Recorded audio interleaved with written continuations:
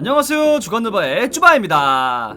오늘은 영상 시작 전에 이벤트 하나 하고 시작하겠습니다. 이전에 제가 저지월드라는 NBA 저지 쇼핑몰을 소개해드렸는데요, 오늘은 이 저지월드와 주간느바가 진행하는 저지 나눔 이벤트를 알려드리려고 합니다. 경품은 역대 최고의 포인트 가드로 뽑히는 매직 존슨이 바르셀로나 올림픽 때 착용했던 미국 대표팀 15번 연습용 저지인데요, 농구할 때 입고 하면 정말 좋을 것 같네요. 이벤트 참가 방법은 간단합니다. 보기처럼 영상 댓글에 저지월드 인스타그램 아이디를 기재해주시고 저지를 받고 싶은 이유까지 기재해주시면 제가 추첨을 통해 단 한 분께 저지를 드리도록 하겠습니다.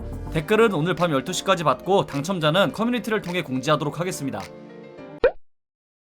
미러키 벅스가 피닉스 선즈와의 파이널 3차전에서 승리하며 이번 플레이오프에서 치른 4번의 3차전 전승이자 시리즈 첫 승을 거뒀습니다. 미러키가 파이널에서 승리를 거둔 건 1974년 파이널 6차전 이후 무려 47년 만에 처음이며 날로 치면 17,228일 만에 달성한 일입니다. 더군다나 시리즈 스코어는 0대2였던 상황인 만큼 무슨 수를 써서라도 승리했어야 하는 경기를 잡아냈네요. 승부는 2쿼터부터 갈리기 시작했습니다. 이번 플레이오프에서 홈 극강의 면모를 유감없이 보이는 미러키가 2쿼터를 무려 35대17 스코어 리드로 마쳤고, 여기서 잡은 리드를 끝까지 지켜내며 승리를 가져갔습니다. 피닉스가 계속 추격의 실마리를 잡긴 했지만 미러키 선수단의 집중력이 이를 허용하지 않았고, 공격 리바운드에서 13대6의 우세와 함께 세컨드 득점에서는 무려 20대2 리드를 챙기며 보드 장악력과 수비에서 상대를 압도한 경기로 정리할 수 있겠습니다.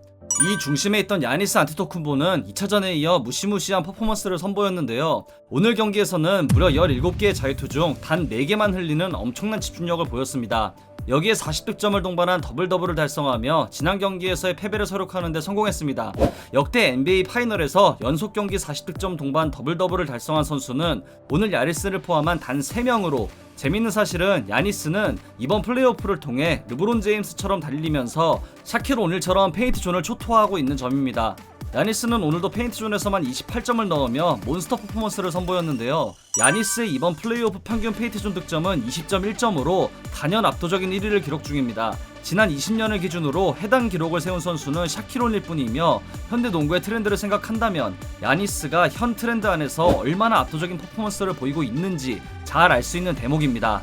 여기에 트랜지션 상황에서 괴물같은 능력을 뽐내는 야니스는 르브론 제임스만큼이나 많은 속공 득점을 기록 중인데요, 가장 효율적으로 득점할 수 있는 방법에서 211cm의 빅맨이 르브론처럼 뛸 수 있다는 건 상대에겐 재앙 수준으로, 컨퍼런스 파이널 당시 그 무릎 부상을 당하고도 이렇게 뛸 수 있다는 걸 봤을 때 분명 일반인의 범주를 뛰어넘은 괴인의 영역에 머무르는 게 분명합니다.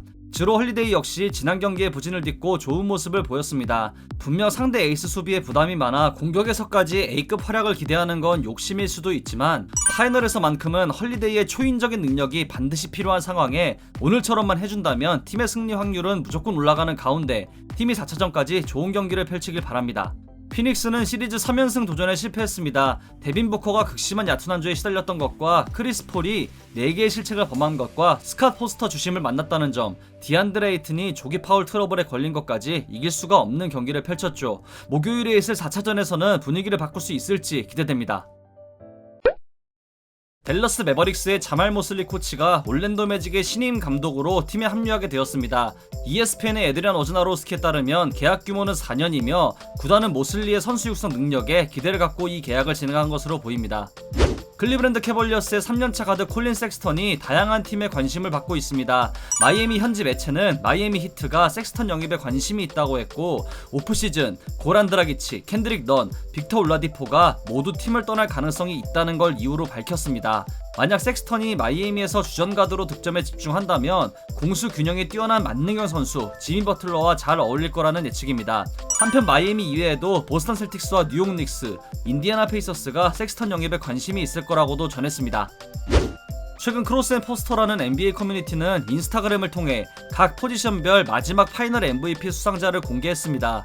현재 파이널이 3차전까지 치러진 가운데 이전까지 포지션별 마지막 수상자들을 보면서 이번 파이널 각 포지션별 파이널 MVP 수상이 가장 유력한 선수들까지 예상해 보겠습니다. 마지막 포인트 가드 파이널 MVP는 2007년 샌안토니오 스퍼스의 토니 파커였습니다. 팀은 당시 파이널에서 만난 클리브랜드 캐벌리어스를 상대로 4대0 스윕을 달성하며 손쉽게 우승을 가져갔는데요. 이번 파이널에서 만약 14년 만에 포인트 가드 파이널 MVP가 나온다면 그 주인공은 피닉스 선즈의 크리스 폴이 유력할 것으로 보입니다. 슈팅가드로 파이널 MVP를 수상한 마지막 선수는 2010년 백투백 파이널 MVP를 수상한 LA 레이커스의 코비 브라이언트입니다.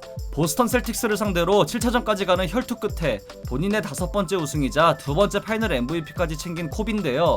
그를 우상처럼 여기는 피닉스 선즈의 데빈 부커가 코비를 이은 슈팅가드 포지션 파이널 MVP 후보로 가장 유력해 보이네요.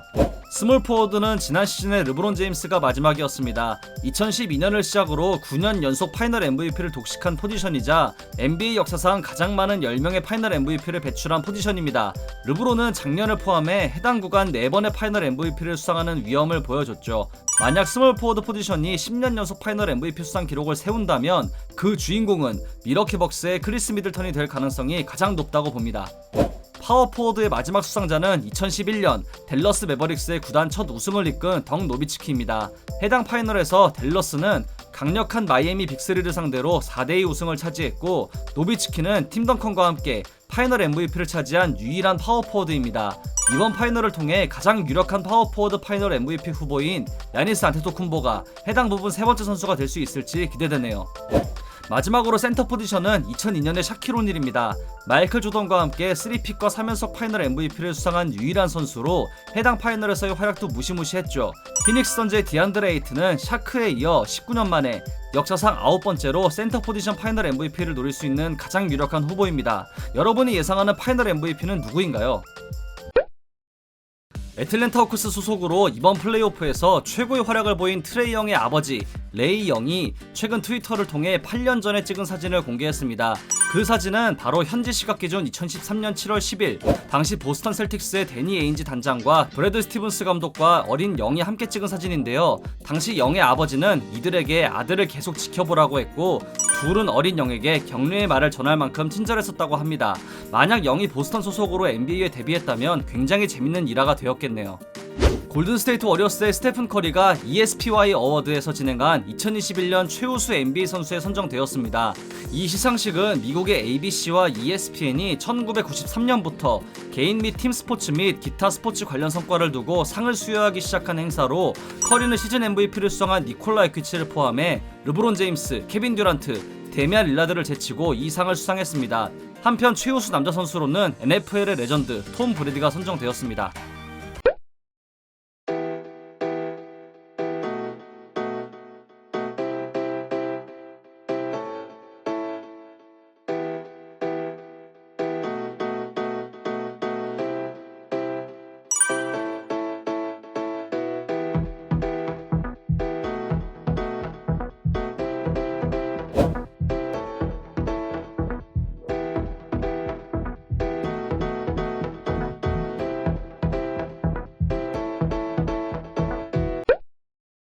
이상으로 7월 12일 주간다발을 마치도록 하겠습니다. 재밌게 보셨다면 구독, 좋아요, 알림 설정도 잊지 마시고요. 다른 영상도 감상하시는 걸 강추합니다. 저는 더 좋은 영상으로 찾아뵙도록 하겠습니다. 지금까지 쭈바였습니다. 감사합니다.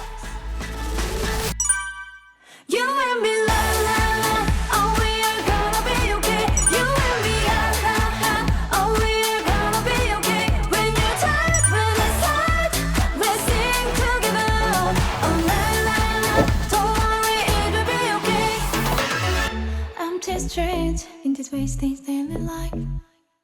You look so worn out. I wanna be there for you. I wanna stay by your side.